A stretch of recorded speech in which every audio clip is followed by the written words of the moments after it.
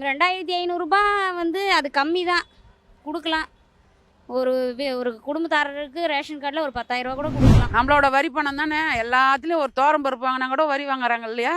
அந்த வரி பணத்துலேருந்து தானே அவங்க கொடுக்குறாங்க. அவங்க வீட்டு பணத்தை எடுத்து கொடுக்குறாங்க. எலெக்ஷன் மெயினாக வந்து இது எலெக்ஷனுக்கோசம் தான். ஏன்னு கேட்டால் 1000 ரூபாய் கொடுத்துங்க, இன்றைக்கி 2500 கொடுக்குறாங்கன்னா எங்கே நம்மளுடைய பதவி பறி போயிடுமோன்றதுக்கோசம் 2500 எக்ஸ்ட்ரா தான் கொடுக்குறாங்க அவங்க.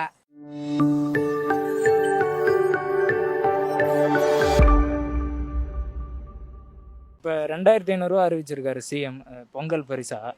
பொங்கலில் வந்து ஒரு ரேஷன் கார்டுக்கும் இது பொங்கலை முன்னிட்டு மக்களுக்கு தராங்க. இதை எப்படி பார்க்குறீங்க? இது வந்து 2500 கொரோனாவில் பாதித்து மக்கள் எல்லாருமே ரொம்ப சிரமத்தில் இருக்கிறாங்க. இது பொங்கல் பரிசாக பார்க்குறத விட நம்மளோட கொரோனா நிவாரண பரிசாக கூட நம்ம பார்க்கலாம். ஏன்னா நம்மளோட இந்த கொரோனா இஷ்யூவில் வந்து நம்மளோட வாழ்வாதாரம் ரொம்ப பேசிக்காக இருக்கிற நம்மளோட வாழ்வாதாரம் ரொம்ப பின்தங்கி இருக்குது. அந்த சூழ்நிலையை புரிஞ்சு அவங்க லாஸ்ட் முறை 1000 ரூபா கொடுத்துருக்காங்க.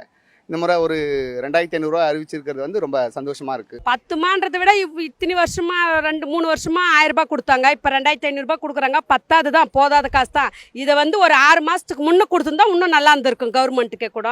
ஆனால் கொடுக்கல, இப்போ கொடுக்குறாங்க. கொடுக்கறத வச்சு அதை நம்ம பயன்படுத்திக்க வேண்டியதான் மக்கள். இப்போ 9 மாதமாகவே நாங்கள் நகையை வச்சு ஒரு நகையை வச்சு வட்டிக்கு வாங்கி தான் நாங்கள் சாப்பிட்டுட்டு இருந்தோம். இப்போ தான் கடை போட விட்டுருக்காங்க. 2 நாளாக தான் கடை போடுறோம் நாங்கள். 2500 வந்து அது கம்மி தான் கொடுக்கலாம். ஒரு குடும்பத்தாரருக்கு ரேஷன் கார்டில் ஒரு 10,000 ரூபா கூட கொடுக்கலாம். அந்த அளவுக்கு தான் எல்லாம் கஷ்டப்படுது பீச்சில். 2500 கொடுக்குறது 5000 கொடுத்தா என்ன? நம்மளோட வரி பணம் தானே. எல்லாத்துலேயும் ஒரு தோரம் பருப்பு வாங்கினா கூட வரி வாங்குறாங்க இல்லையா? அந்த வரி பணத்துலேருந்து தானே அவங்க கொடுக்குறாங்க. அவங்க வீட்டு பணத்தை எடுத்து கொடுக்குறாங்க. எவ்வளோ ஜனங்க கஷ்டப்படுறாங்க சொல்லுங்கள். வீடு வாசல் இல்லாத ஒரு மழை பெஞ்சா தண்ணி வருது கொள்ளுது. நம்ம கொடுக்குற 5 கிலோ அரிசி எத்தனை நாளைக்கு வச்சுன்னு சாப்பிட்ருவாங்க? ஒருத்தர் எத்துமே உதவுறாங்கன்னா எத்தனை நாளைக்கு சாப்பிட்ருவாங்க? 2500 ரொம்ப கம்மி தான். ஏன்னா 9 மாதம் மக்கள் வந்து வாழ்வாதாரத்தை இழந்துட்டாங்க, ரொம்ப கஷ்டப்பட்டுட்டாங்க. ஆனால் இப்போ ஏதோ முதலமைச்சருங்க ஏதோ முடிவு பண்ணி பீச்சை ஓப்பன் பண்ணிட்டாங்க. இப்போ பரவாயில்ல. ஆனால் என்ன இருந்தாலும் குழந்தைங்க படிப்பு எல்லா வாழ்வாதாரம் எல்லாம் பாதிக்கப்பட்டுச்சு. கொஞ்சம் மேலே எக்ஸ்ட்ரா கொடுத்தா கொஞ்சம் சந்தோஷம். நாங்கள் எல்லாம் எதிர்பார்த்தது ஒரு 5000 ரூபாய் எதிர்பார்த்தோம். 2500 கொஞ்சம் கம்மி தான். லாஸ்ட் இயரும் கொடுத்தாங்க, 1000 rupees கொடுத்தாங்கன்னு நினைக்கிறேன். இப்போ 2500 எலெக்ஷன் மோட்டிவ்னு தான் நான் நினைக்கிறேன். ஆனால் கொரோனா பீரியட் மக்களுக்கு யூஸ்ஃபுல்லாக இருக்கும், நல்ல விஷயம் தான். ஒரு 5000 கொடுத்துருக்கலாம், 2500 கம்மின்னு தான் நான் நினைக்கிறேன். ஆனால் எலெக்ஷனுக்காக தான் பண்ணுற மாதிரி தெரியுது. எலெக்ஷனுக்காக 2500 தராங்களா அப்படின்றது வந்துட்டு அது ப்ளஸ் அவங்க எதை வேணாலும் நினச்சி பண்ணலாம் அவங்க. பட் ஆனால் இந்த நேரத்தில் இவங்க இது கொடுத்தது வந்து வரவேற்கத்தக்க ஒன்றா தான் நினைக்கிறோம். எலெக்ஷன் டைமில் இப்போ எப்படி பார்த்தாலும் எலெக்ஷன் அப்போ வந்துட்டு ஓட்டுக்கு காசு அப்படின்னு ஒரு வாங்குறது தந்தாலும் வாங்கிக்குவாங்க ஜனங்க. ஆனால் அது ஒரு தப்பான மனநிலை ஏற்படுத்தும். ஓட்டு கேட்கறதுக்கோசம் எல்லாம் தான் கொடுப்பாங்க. இப்போ 4 பேர் வாங்குற மாதிரி வாங்கி தான் ஆகணும். என்ன பண்ண முடியும்? எங்களுக்கு வேணான்னு சொல்லவும் முடியாது, வேற வழியே இல்லையே. அவங்களுடைய தேவைக்கு தான் அவங்க பூர்த்தி செய்யறதுக்கு தான் 2500 கொடுக்குறாங்க, மக்களுடைய ஓட்டை வாங்கலான்னு சொல்லிட்டு. மற்றபடி எதுக்கும் அவங்க ஃபஸ்ட்டு ஒரு அட்டைக்கு 1000 ரூபா தான் கொடுத்தாங்க. அதுக்கப்புறம் மக்களை பற்றி அவங்க கண்டுக்கவே இல்லை. அந்த 1000 ரூபா வச்சு என்ன பண்ண முடியும் 10 மாதமாக? மக்களை வந்து என்ன செய்யணும்னா அந்த பணத்தை கொடுத்து அந்த பார்ட்டி பக்கம் வந்து திருப்புற மாதிரி தான் பண்ணுறாங்க ஆக்சுவலாக இது.